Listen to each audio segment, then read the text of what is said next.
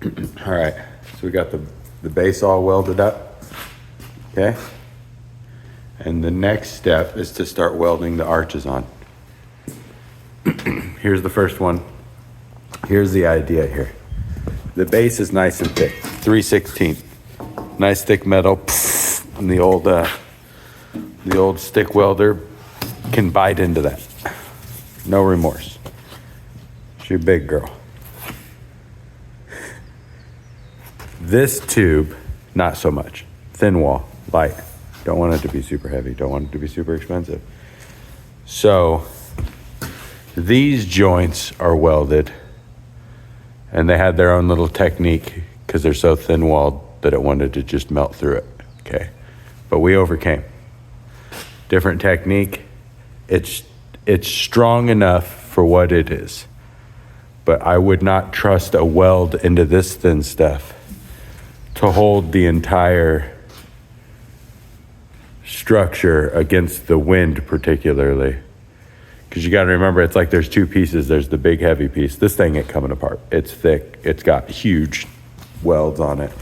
I've got faith that the bottom's going to stay together. I'm relatively assured that these will stay together. I'm not as confident in those because they're thin and I'm not a great welder, but for the way they act individually, assuming that piece holds on, the wind load is going to be pushing down, and I think that's going to be all right. However, the entire upper half of this thing, with all of the roofing, the entire upper half is going to be attached to the entire lower half via a network of this weld right here. Boom, where they're all attached. The accumulative wind load of all of these combined pushing against those little joints, I don't like the idea of. Because if it'll work like a zipper effect. If it breaks one, it'll break another. I don't know, I just don't like the idea of it. I much more like the idea of this. So what this is where's it at? I don't have one over here. It's 3/4 solid rod. Okay, I got a selfie stick, that's hilarious. It's 3/4 solid rod. Solid square. Ow. I pinched my finger.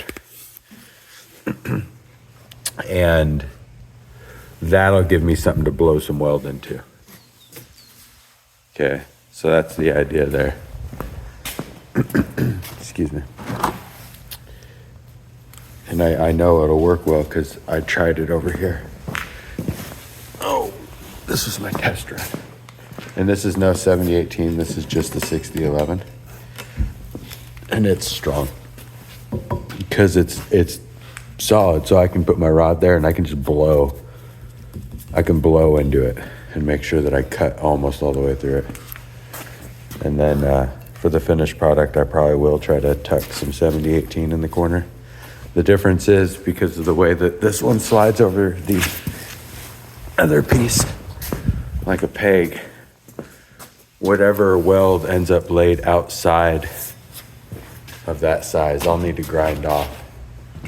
So I very much need to cut my weld into it. And then I'm grinding off that way. This sits relatively flat. And then once it sits flat, I'll probably put some 6013 around it just to hold it down relatively. But then at least it doesn't have that side wind load. That weld will be carrying it. And these fit together tighter than I thought they were going to, which is good. It's gonna make everything more secure. But that lessened my tolerance for misalignment of these pegs. So I don't want to weld these pegs on, have them stuck hard, and then not be able to get this thing in because it's all rigid. So what we did here is each one of these is just kind of tack welded. There's just one little corner that's welded there. And that one's intentionally not welded very well at all. This one's a little bit beefier. Just got one corner welded on. You tack it up, that way I put this piece on, and I've got this extra bar right here that's clamped on.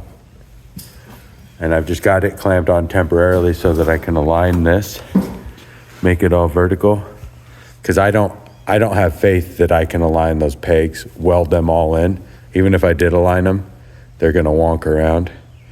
So I want this thing freaking on, and then I can weld it all up. Then I'll clean it with a grinder. Then I'll take that clamp off and I can just slide it down.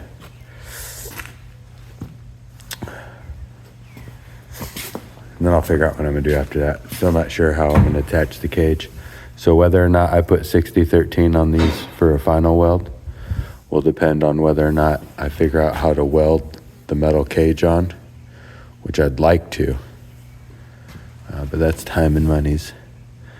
Or if I end up using a board holding the wire mesh on, which I don't want to do, but that would constitute a bolt going through this. And then I wouldn't have to weld it. I don't know. Decisions to be made. Anyway,